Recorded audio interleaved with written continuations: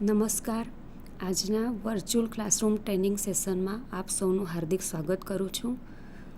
હું આઈટીઆઈમાં ચાલતા ઇલેક્ટ્રિશિયન ટ્રેડના lesson domestic wiring layout installation અને વાયરિંગ ડાયાગ્રામ વિશે ચર્ચા કરીશ. આપણે કોઈપણ ઘર બનાવતા હોઈએ છીએ ત્યારે આપણે જે આપણને ઘર બનાવી આપે છે એટલે કે કોન્ટ્રાક્ટર, તો એની સાથે આપણે બેસીને ચર્ચા કરીને ક્યાં કિચન બનાવવાનું છે, ક્યાં ડ્રોઈંગ રૂમ બનાવવાનો છે, ક્યાં બાથરૂમ બનાવવાનું છે, ક્યાં ઓટલો બનાવવાનો છે, ક્યાં વરાંડો બનાવવાનો છે, બધું જ આપણે ડિસ્કશન કરીને એનું આપણે માપ લઈને પછી આપણે લેઆઉટ તૈયાર કરીએ છીએ અને આપણે જરૂરી સૂચનો કરીએ છીએ અને ત્યાર પછી એ લેઆઉટને આપણે કાગળ પર કોન્ટ્રાક્ટર દોરે છે, જેથી આપણે ચોક્કસ કેટલી સાઇઝનું માપ બનશે, ઘર બનશે તે આપણે જાણી શકીએ છીએ. દરેક રૂમ આપણને કેટલી સાઇઝના મળશે તે પણ આપણને ખ્યાલ આવી જાય છે. એટલે ઘરનું પ્લાનિંગ આપણે જ્યારે બી કરીએ છીએ તો લેઆઉટ જેટલો જરૂરી છે એટલું જ જરૂરી છે જ્યારે પણ આપણે વાયરિંગ કરીએ તો વાયરિંગ માટેનો લેઆઉટ. એ લેઆઉટ પણ ખૂબ જ જરૂરી છે, જેથી આપણે એમાં આપણે કેટલી સ્વિચ, સોકેટો, બોર્ડ, પાઇપ હોય તો કેટલા પાઇપો જોઈએ, વાયર કેટલા જોઈએ, દરેક વસ્તુનો આપણે ખર્ચ આપણે કાઢી શકીએ છીએ અને ટોટલ આપણને ખર્ચનો અંદાજો આવી જાય છે કે આખું આપણે ઘરનું વાયરિંગ કરીએ તો આપણને કેટલો ખર્ચો થાય, તો આપણને એ પરવડે છે કે નથી એ બધું આપણે નક્કી કરી શકીએ છીએ, જાણી શકીએ છીએ. એટલે લેઆઉટ એક વાયરિંગ માટે વાયરમેન અને ઇલેક્ટ્રિશિયન જે આપણા ઘરનું જે વાયરિંગ કરે છે એના માટે ખૂબ જ જરૂરી હોય છે અને દરેક વસ્તુનો એક્ઝેક્ટ આપણને ક્યાં મૂકવી છે એ આપણને એની અંદર આપણને ખ્યાલ આવી જાય છે. ઇલેક્ટ્રિક વાયરિંગ કામમાં ઇલેક્ટ્રિશિયને વાયરિંગનો લેઆઉટ, વાયરિંગ ઇન્સ્ટોલેશન અને પ્લાન બનાવવો આવશ્યક છે. કાર્ય શરૂ કરતાં પહેલાં લેઆઉટ, પ્લાન અને સર્કિટ ડાયાગ્રામ બનાવવો પડે છે. ગ્રાહક તેની જરૂરિયાત લખાણમાં આપે છે, પરંતુ થોડા ઘણા ગ્રાહક તેમની જરૂરિયાત મુજબનો લેઆઉટ ઇલેક્ટ્રિશિયનને આપી શકે છે. આવા કિસ્સામાં ઇલેક્ટ્રિશિયનને આવો લેઆઉટ બનાવી લખાણમાં ગ્રાહકને આપવો પડે છે. આપણે આગળ ચર્ચા કરી તેમ મકાન બનાવતા પહેલાં એનું લેઆઉટ જરૂરી છે, એવી રીતના વાયરિંગ કામ કરતા પહેલાં એનો લેઆઉટ પણ જરૂરી છે. તો ઘણી વખત ગ્રાહક એટલે કે આપણે તો ગ્રાહક જે ઇલેક્ટ્રિશિયન આપણો ઘરનું વાયરિંગ કરવાના હોય તેની સાથે ચર્ચા કરીને કેટલું એનું બજેટ હોય છે તે નક્કી કરે છે અને પછી કઈ જગ્યાએ શું રાખવું એ નક્કી કરવામાં આવે છે અને ગ્રાહકની દરેક જરૂરિયાતો સંતોષાય એ પછી ઇલેક્ટ્રિશિયન લેઆઉટ બનાવીને ગ્રાહકને બતાવે છે અને પછી ફાઇનલ આપણે શું કઈ પોઝિશનમાં કઈ વસ્તુને આપણે મૂકવાની છે તે આપણને મળી શકે છે. એટલે ઇલેક્ટ્રિશિયન અથવા તો વાયરમેન એ બંને જણાએ layout, installation plan, circuit diagram વગેરે બનાવવું જરૂરી છે અને એ જ બનાવીને ગ્રાહકને આપવું પડે છે. આકૃતિમાં લેઆઉટ ડાયાગ્રામ દર્શાવેલ છે.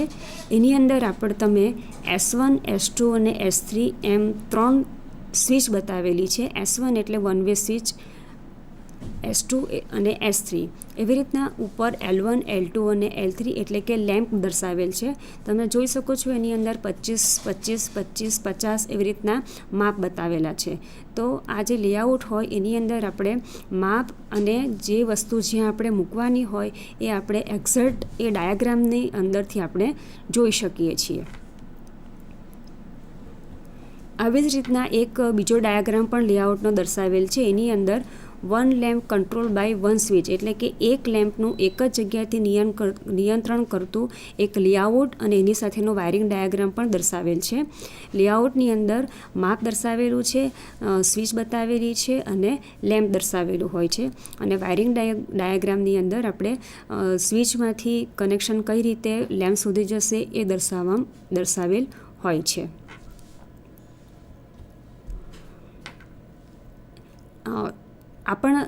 આપણે ઉપર જોઈ ગયા લેઆઉટ. જેનાથી સરળતાથી ચોક્કસ રીતે સર્કિટની ડિઝાઇન, ઇન્ફોર્મેશન વગેરે જાણી શકીએ છીએ. આ પ્રકારના ડાયાગ્રામ બિલ્ડિંગના આર્કિટેક્ચર પાસે હોય છે. લેઆઉટમાં જરૂરી સિમ્બોલ, વાયરિંગ ડિટેલ, સરફેસ પર છે કે કન્સીલ, ઉપર તરફ, નીચે તરફ તથા વાયર્સની સંખ્યા, ડાયમેન્શન, IS સિમ્બોલ પ્રમાણે એસેસરીઝ દર્શાવાય છે.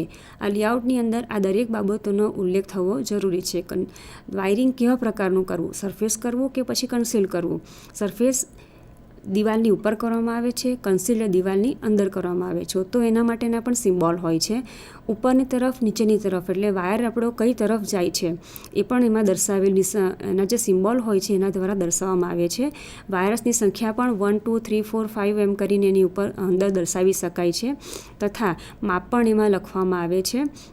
અને જ્યાં આપણે સ્વિચબોર્ડ ફિટ કરવાના હોય, ડિસ્ટ્રીબ્યુશન બોર્ડ ફિટ કરવાના હોય, એ દરેક વસ્તુ કઈ જગ્યા પર લગાવવાના છે એ દરેક બાબતનો ખ્યાલ આ લેઆઉટ ડાયાગ્રામની અંદર આપણને મળી શકે છે.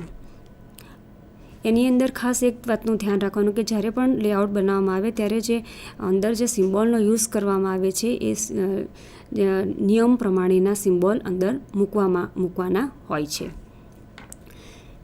લેઆઉટ બનાવ્યા બાદ વાયરિંગ ડાયાગ્રામ બનાવવામાં આવે છે. વાયરની સંખ્યા તથા તેની લંબાઈ અને કોન્ડ્યુટની લંબાઈ પરથી એસ્ટિમેટ બનાવી શકાય છે. આ લેઆઉટ બનાવ્યા પછી આપણને કેટલો અંદાજિત ખર્ચ હોય એ આપણે જાણી શકીએ છીએ. આપણને વાયર કેટલી લંબાઈના જોઈએ તથા કેટલી સંખ્યામાં જોઈએ. આપણે ક્રેસિંગ કેપિંગ યુઝ કરીએ અથવા તો કોન્ડ્યુટ યુઝ કરીએ તો આપણને કેટલી લંબાઈની જોઈશે એ દરેક વસ્તુનો ખ્યાલ આપણને આવી શકે છે એની અંદર. અને આમાં કેટલી વસ્તુ લગાવવાની હોય, માની લો કે વન વે સ્વિચ યુઝ કરવાની હોય તો વન વે સ્વિચ આખા ઘરમાં આપણને 25 જોઈએ કે 30 જોઈએ તે પણ આપણે જાણી શકીએ છીએ. સોકેટ કેટલા લગાવવાના હોય તેનો પણ આપણને અંદાજો આવી શકે છે. પાવર પોઈન્ટ આપણે કેટલા જોઈએ છે એ પણ આપણે નક્કી કરી શકીએ છીએ. હોલ્ડર, સીલિંગ રોઝ, દરેક વસ્તુ જે આપણે કોન્ડ્યુટ એસેસરીઝ યુઝ કરીએ તો એની સાથેની દરેક વસ્તુ આપણે કેટલી જોઈએ છે એ બધું જ આપણને આના પરથી આપણને મળી શકે છે.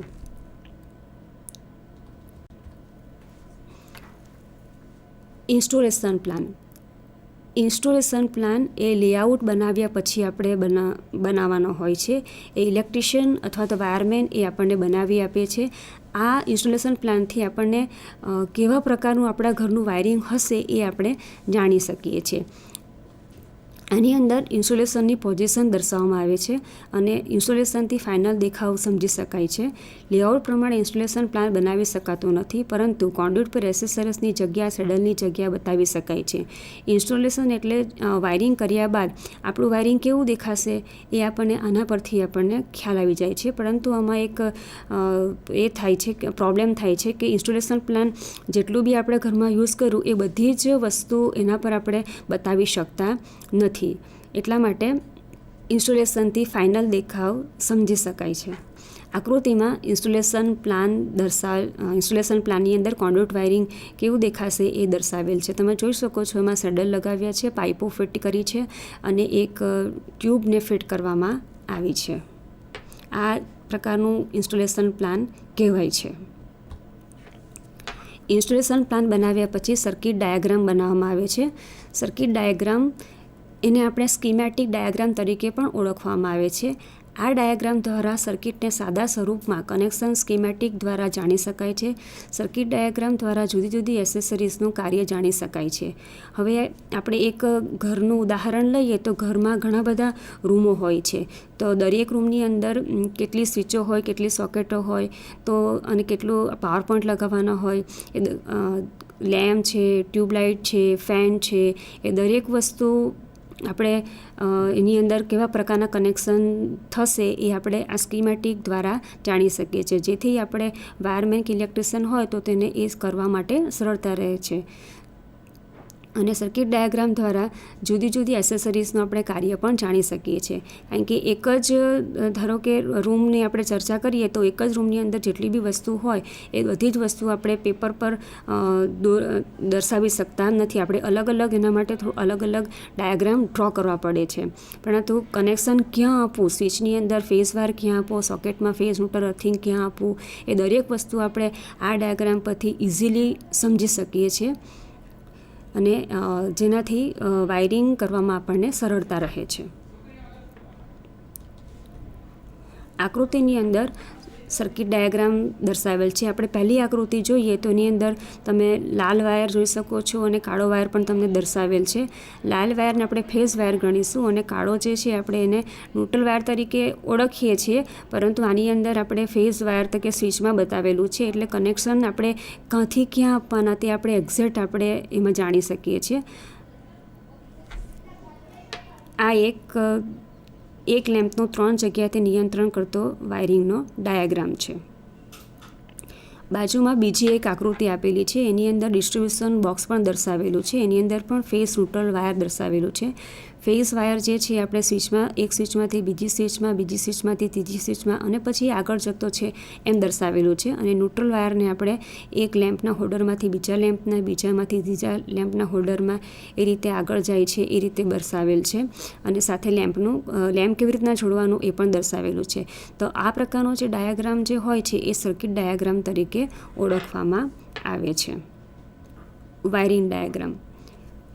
આ ડાયાગ્રામ દ્વારા દરેક કમ્પોનન્ટની ખરેખર પોઝિશન જાણી શકાય છે. વાયરિંગ ડાયાગ્રામમાં માપ દર્શાવવામાં આવતું નથી. વાયરિંગ ડાયાગ્રામ લેઆઉટ પ્રમાણે જ બનાવાય છે. જ્યારે પણ આપણે લેઆઉટ બનાવીએ છીએ, દરેક રૂમ વાઇઝ અલગ અલગ જો લેઆઉટ બનાવીએ તો દરેક રૂમનો આપણને અલગ અલગ વાયરિંગ ડાયાગ્રામ બનાવી શકાય છે. અને આપણે એમાં કઈ વસ્તુને ક્યાં લગાવી અને કયા ટર્મિનલ્સ પર લગાવી એ પણ આપણે એનાથી ઇઝીલી સમજી શકીએ છીએ. અને કોઈપણ પ્રકારની એની અંદર ભૂલ પણ આવતી નથી. જ્યારે પણ આપણે વાયરિંગ કરીએ તો આમાં ભૂલ થવાની શક્યતા એકદમ નકારી શકાય છે. આ ડાયાગ્રામની અંદર માપ દર્શાવતા નથી. વાયરિંગ ડાયાગ્રામની અંદર આપણે ફોલ્ટ થાય તો આપણે ઇઝીલી એને શોધી શકીએ છીએ. મેન્ટેનન્સ સમયે વાયરિંગ ડાયાગ્રામનો ઉપયોગ કરવામાં આવે છે. જ્યારે પણ ભવિષ્યમાં વાયરિંગ કર્યા બાદ કોઈ ફોલ્ટ આવ્યો અને મેન્ટેનન્સ કરવાનું થયું તો આપણે એની અંદર ડાયાગ્રામ પરથી આપણને તરત જ ખ્યાલ આવી જાય છે કે કઈ વસ્તુ ક્યાં છે અને કઈ જગ્યાએ ફોલ્ટ થયું હશે.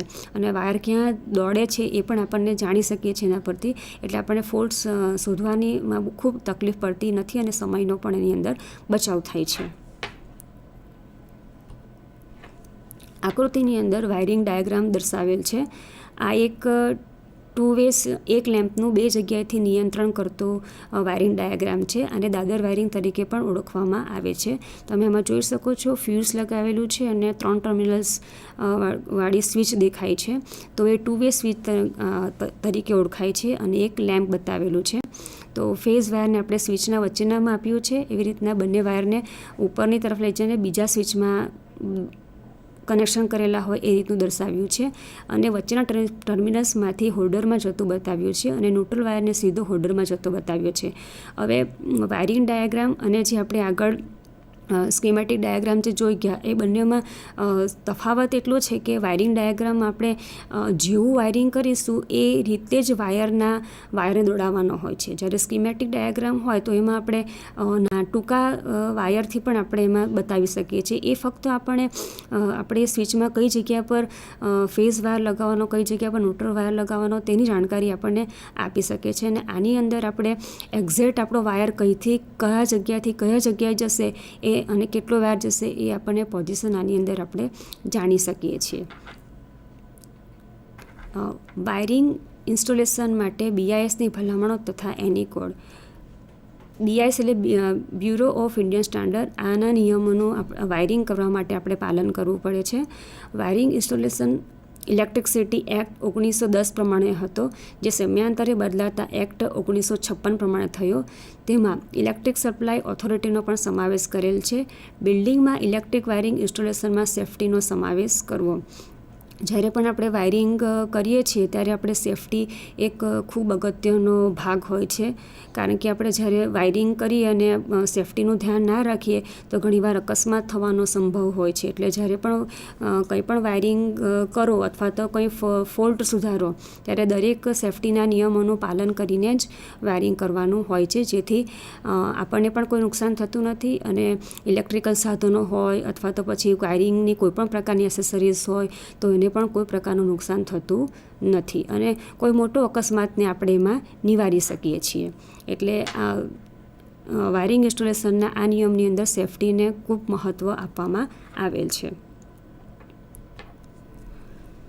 BIS પ્રમાણે વાયરિંગ TRS અથવા PVC casing capping, metal conduit wiring, non metal conduit wiring રહેઠાણ મકાન માટે કરવું. ઘરનું વાયરિંગ કરવું હોય તો હાલમાં સૌથી વધારે PVC કેસિંગ ક્રેપિંગ વાયરિંગનો યુઝ થાય છે અને કોન્ડ્યુટ વાયરિંગ વપરાય છે. મેટલ કોન્ડ્યુટ વાયરિંગ આપણે અગાઉ શીખી ગયા તેમ ઔદ્યોગિક ક્ષેત્રે ઉપયોગ થાય છે. બધી જ ફિટિંગ, એસેસરીઝ અને એપ્લાયન્સીસ IS માર્કવાળી હોવી જોઈએ. આપણે જે કંઈ બી ઇલેક્ટ્રિકલ સાધનો અથવા તો ઇલેક્ટ્રિકલ એસેસરીઓ અથવા તો કોન્ડ્યુટ પાઇપની એસેસરીઝ હોય કે PVC કેસિંગ કેપિંગની એસેસરીઝ હોય, દરેક એસેસરીઝ પર ISનો સિમ્બોલ હોવો જરૂરી છે. એસેસરીઝ એવી પસંદ કરવી જેથી તેનું રિપેરિંગ સરળ બને અને સરળતાથી મળી રહે તથા તેમાં જરૂરી સુધારા વધારા કરી શકાય.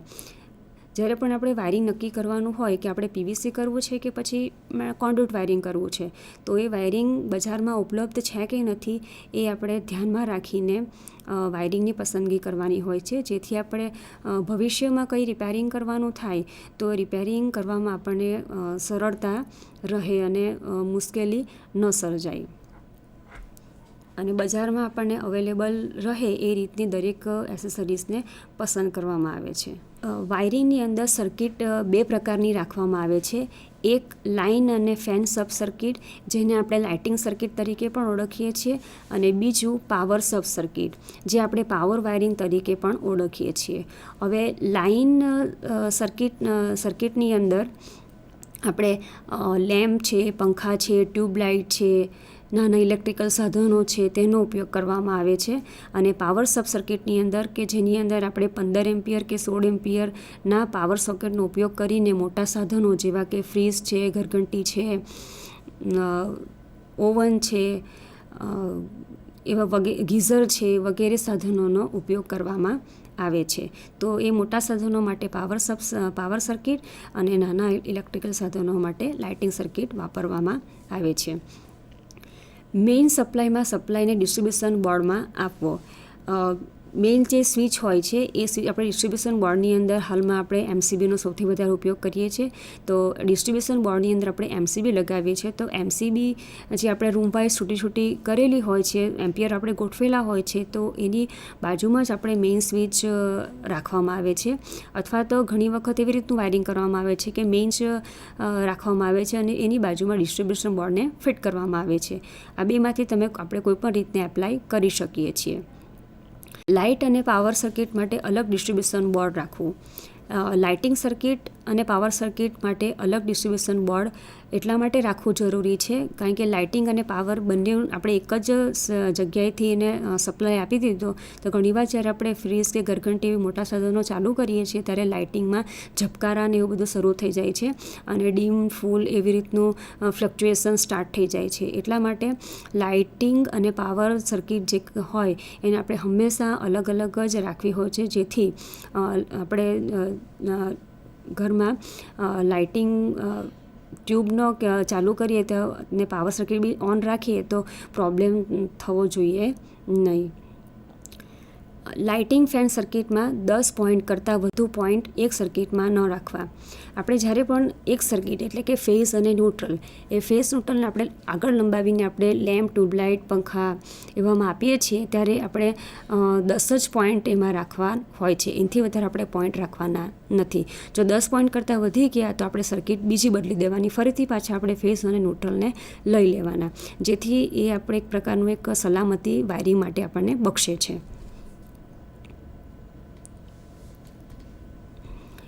એક સર્કિટમાં 800 વોટનો લોડ રાખવો.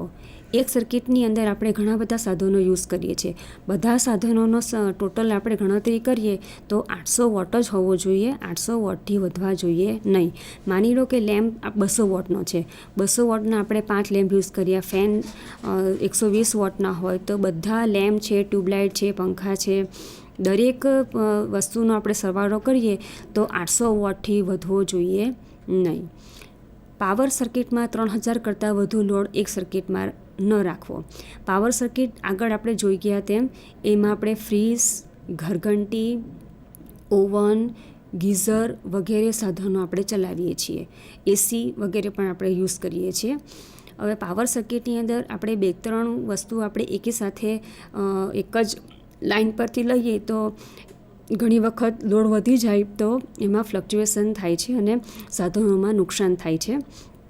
એટલા માટે એક પાવર સર્કિટ આપણે આગળ દોડાવીએ છીએ તો એની અંદર બધાનો સરવાળો કરતાં 3000 વોટ કરતાં વધુ લોડ એની અંદર વાપરવાનો નથી. મકાનમાં લાઇટિંગ ઇન્ટિરિયર ડેકોરેશનનું મહત્ત્વ વધે તે રીતે રાખવું. જ્યારે પણ આપણે મકાનનું લાઇટિંગ કરીએ છીએ ત્યારે એનો જે આપણે દેખાવ જે હોય એ દેખાવથી રૂમ આકર્ષક લાગે એ રીતનું હોવું જોઈએ. એના લાઇટની જગ્યા આવી સિલેક્ટ કરવાની કે જેથી એ લાઇટનો આખો રૂમની અંદર પ્રકાશ ફેલાઈ રહે. પછી આપણે ગમે તે જગ્યાએ ફિટ કરી દઈએ અને રૂમનો દેખાવ ખરાબ થઈ જાય તો એનું જે ઇન્ટિરિયર ડેકોરેશન છે એ ખરાબ લાગશે. જેથી આપણે જ્યારે પણ લાઇટિંગ કરીએ ત્યારે એનું ડેકોરેશનની બાબતને પણ ખૂબ ધ્યાન રાખવું પડે છે જેથી એનો દેખાવ આપણને સરસ મળી રહે. સ્વિચ સરળ રીતે અંદર પ્રવેશતાની સાથે ઓપરેટ થાય તે રીતે રાખવી. જ્યારે પણ આપણે દરવાજો ખોલીએ, દરવાજો ખોલતાની સાથે સ્વિચ ઓપરેટ થઈ જાય એ રીતની જ એવી જગ્યાએ જ સ્વિચ બોર્ડને ફિટ કરવામાં આવે છે. જો આપણે દરવાજો ખોલીએ અને દરવાજાની પાછળ જો આપણે બોર્ડ મૂકીએ તો આપણે એને ઇઝીલી ઓપરેટ કરી શકતા નથી અને તકલીફ પડે છે. જેથી જ્યારે પણ બોર્ડ મૂકવામાં આવે તો એ બાબતનું ખાસ ધ્યાન રાખવું કે જ્યારે રૂમનો દરવાજો ખોલીએ તો દરવાજાની પાછળ આપણે એ બોર્ડ રાખવાનું નથી. રૂમમાં પ્રવેશતાની સાથે જ આપણી સ્વિચ ઓન થઈ જાય એ રીતે બોર્ડની પોઝિશન નક્કી કરવાની હોય છે. સ્વિચને જમીનથી 1.3 મીટર ઊંચાઈએ રાખવી. હવે આપણે સ્વિચને રાખવા માટે સ્વિચ બોર્ડનો ઉપયોગ કરીએ છીએ. સ્વિચ બોર્ડ પીવીસીના પણ હોય છે, સનમાઇકાના પણ હોય છે. તો આ જે સ્વિચ બોર્ડ છે એ જમીન એટલે કે ભોયતળિયાથી 1.3 મીટરની ઊંચાઈએ જ રાખવાના હોય છે તથા બારણા અને બારીને નડે નહીં તે રીતે રાખવામાં આવે છે. હોલ તથા દાદર વાયરિંગમાં 2-વે સ્વિચનો ઉપયોગ કરવો. હોલ એટલે આપણે ઓટલો પણ કહી શકીએ અને દાદર વાયરિંગ એટલે કે આપણે જ્યારે ફર્સ્ટ ફ્લોર પર જવાનું હોય તો દાદરનો ઉપયોગ કરીને તો એ દાદર વાયરિંગ જ્યારે કરીએ છીએ એની અંદર આપણે 2-વે સ્વિચનો જ ઉપયોગ કરવાનો, જેથી નીચેથી ઉપર જનાર વ્યક્તિ પણ એને ઓન કરી શકે અને ઉપરથી નીચે જનાર વ્યક્તિ પણ તેને ઓન પણ કરી શકે અને બંધ પણ કરી શકે. એટલા માટે હંમેશા દાદર વાયરિંગ જ્યાં કરેલું હોય ત્યાં આપણે હંમેશા 2-વે સ્વિચનો ઉપયોગ કરીએ છીએ. અને બીજું ઓટલા પર એટલે જ્યારે પણ ઘરમાં પ્રવેશતાની સાથે આપણે બહારની લાઇટને ઓન કરી શકીએ છીએ અને રૂમમાં પ્રવેશતાની સાથે ફરી પાછી આપણે લાઇટને અંદરથી જ બહારની લાઇટને બંધ કરી શકીએ એ રીતની ગોઠવણ કરેલી હોય તો એના માટે આપણે 2-વે સ્વિચનો જ ઉપયોગ કરવો પડે છે. એટલા માટે હોલ અને દાદર વાયરિંગમાં 2-વે સ્વિચનો ઉપયોગ કરવામાં આવે છે. ઊંડાણ જગ્યાએ અંધારવાળું કબાટ અથવા તો દાદરમાં લાઇટિંગ પોઈન્ટ રાખવો તથા સ્વિચને બહારથી ઓપરેટ થઈ શકે તે રીતે રાખવી. રસોડામાં લાઇટ પોઈન્ટ એવી રીતે મૂકવો જેથી કાર્ય કરવાની જગ્યામાં અજવાળું રહે તથા કોઈ વસ્તુનો પડછાયો ન પડે તેનું ધ્યાન રાખવું.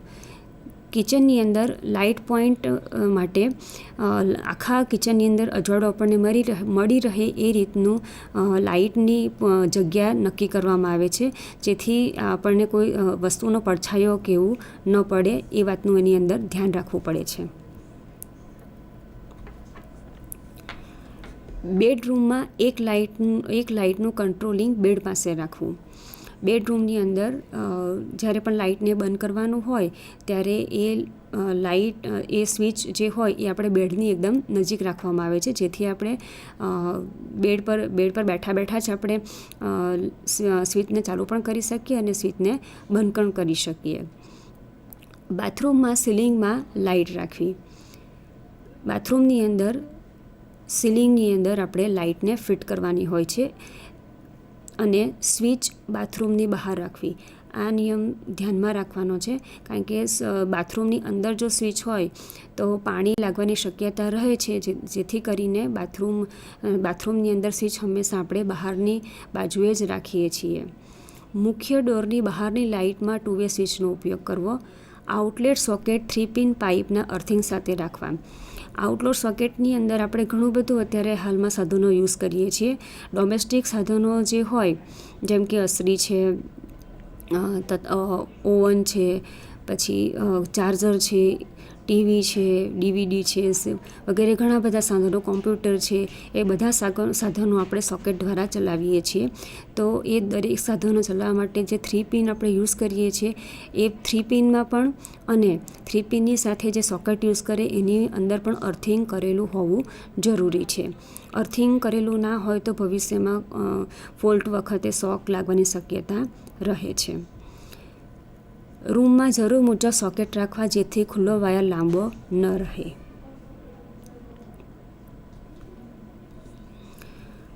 પાવર સોકેટ માટે 16 એમ્પિયર રેટિંગના સોકેટ રાખવા. પાવર સર્કિટ જે આપણે આગળ જોઈ ગયા તેમ ઘરઘંટી અને ફ્રીઝ માટે યુઝ કરીએ છીએ. તો ઘરઘંટી અને જે ફ્રીઝ હોય છે એની કરંટ કેપેસિટી વધારે હોય છે, તો એટલા માટે આપણે 5 એમ્પિયરના સોકેટ પર એ સાધનો ચલાવી શકતા નથી, જેથી એના માટે હંમેશા 15 એમ્પિયર કે 16 એમ્પિયરના જ સ્વિચ સોકેટ યુઝ કરવામાં આવે છે. અને બીજું, સોકેટને જ્યાં એપ્લાયન્સીસ રાખવાના હોય તેના પાછળના ભાગે ન રાખવા, કારણ કે સ્વિચને આપણે ઓન ઓફ કરવાની હોય છે, જેથી એ સાધનો જ્યાં મૂકેલા હોય એની પાછળના ભાગે એના સોકેટ અને સ્વિચ ન હોવા જોઈએ. અને રસોડાની પહોળાઈ પ્રમાણે સોકેટ વધારે રાખવા. Dining room, study room, living room, bedroom વગેરેમાં પણ સોકેટ રાખવામાં આવે છે. બાથરૂમમાં 130 સેન્ટીમીટરથી નીચે સોકેટ મૂકવું નહીં. પાણી લાગવાની શક્યતા હોવાના લીધે બાથરૂમની અંદર સોકેટ મૂકવાનો પ્રશ્ન ઊભો થાય તો એ 130 સેન્ટીમીટરની હાઇટે જ રાખવામાં આવે છે. 130 સેન્ટીમીટરની નીચે કોઈપણ દિવસ સોકેટ મૂકવાનું નથી.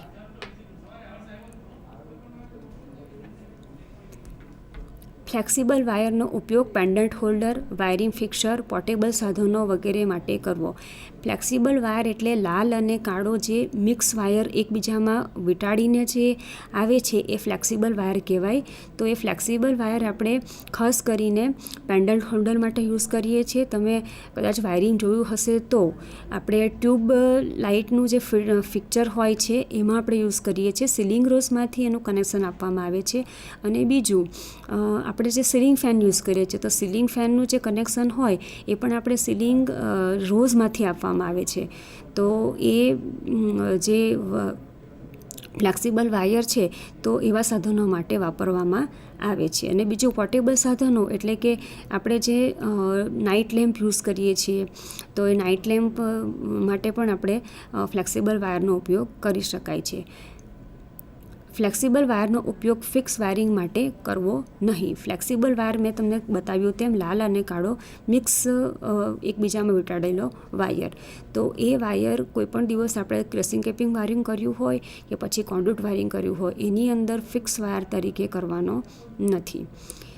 સીલિંગ, દિવાલ, બારી, ફ્લોર વગેરેના હોલમાંથી જ્યાં કેબલ દોડાવવાનો હોય તેની સાથે ફ્લેક્સિબલ વાયર ન રાખવો.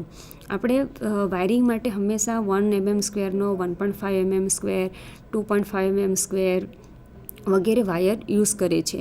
તો એ વાયર જે એસેસરીઝમાંથી પાસ થાય છે તો એ એસેસરીઝની સાથે આ ફ્લેક્સિબલ વાયરને સાથે રાખવાનો નથી.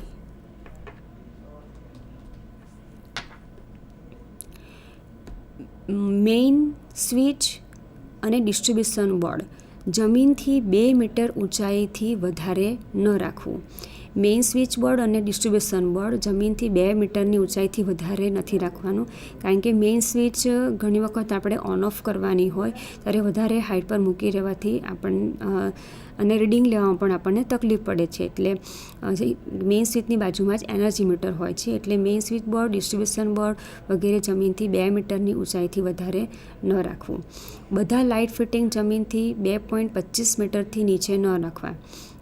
લાઇટ ફિટિંગ એટલે કે લેમ્પ, ટ્યુબલાઇટ વગેરે એ બધા જમીનથી 2.25 મીટરથી નીચે ન રાખવા.